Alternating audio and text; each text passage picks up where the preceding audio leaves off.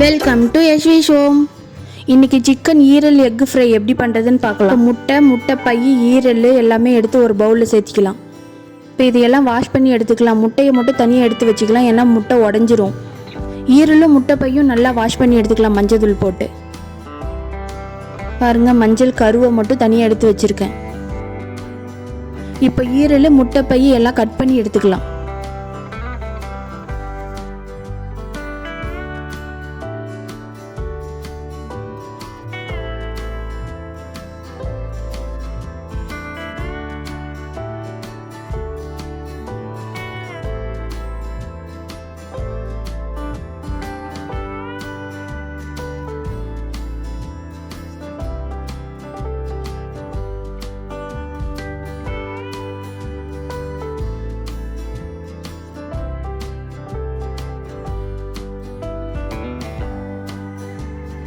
மூணு பட்டை, லவங்கப்பூ, இஞ்சி பூண்டு பேஸ்ட்லேயே போட்டு அரைச்சி எடுத்துக்கலாம்.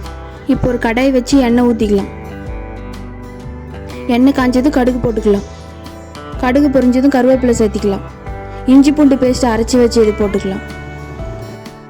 இஞ்சி பூண்டு பேஸ்ட்டோட பச்சை வாசனை போகிற வரையும் நல்லா வணக்கி எடுத்துக்கலாம்.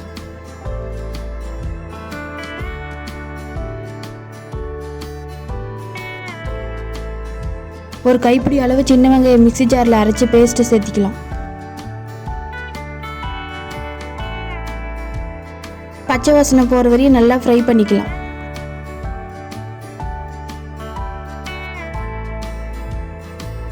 இப்போ நம்ம எடுத்து வச்ச சிக்கன், முட்டை பை, ஈரல் ரெண்டுத்தையும் சேர்த்திக்கலாம்.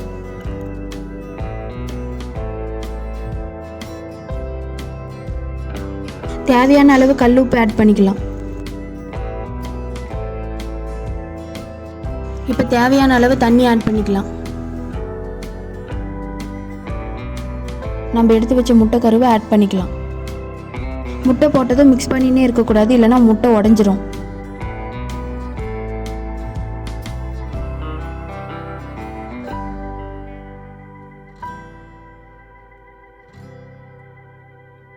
இப்போ மூடி போட்டு வேக வச்சுக்கலாம். 1/4 ஸ்பூன் மஞ்சள் தூள் ஆட் பண்ணிக்கலாம்.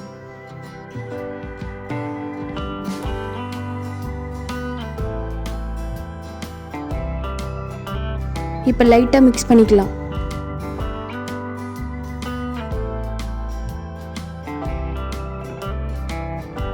மிளகாத்தூள் 1/2 ஸ்பூன் ஆட் பண்ணிக்கலாம். கறி மசால் பொடி 1/2 ஸ்பூன், சிக்கன் மசால் தூள் 1 ஸ்பூன், மல்லித்தூள் 1 ஸ்பூன், இது எல்லாமே போட்டு மிக்ஸ் பண்ணிக்கலாம்.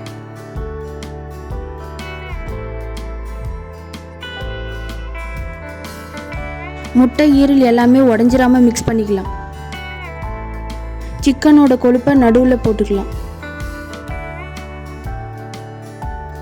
அவ்வளோதான், ஈரல் முட்டை ஃப்ரை ரெடி. கொத்தமல்லி தழை போட்டு இறக்கலாம்.